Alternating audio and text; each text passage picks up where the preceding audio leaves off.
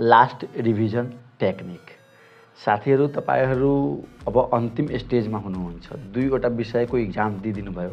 अब आउँदैछ तपाईहरूको बाँकी 5 वटा विषयको जुन इक्जाम छ, ती इक्जामलाई राम्रो गर्नको लागि तपाईले स्मार्ट तरिकाले रिभाइज गर्नुपर्ने हुन्छ। जे चीजहरू तपाईले पढ्नु भएको छ त्यसलाई सर्ट फर्ममा के गर्ने, जुन तपाईले सर्ट फर्ममा बनाउनु भएको छ नोट, ती नोटलाई के गर्नुपर्छ, रिभाइज गर्नुपर्छ।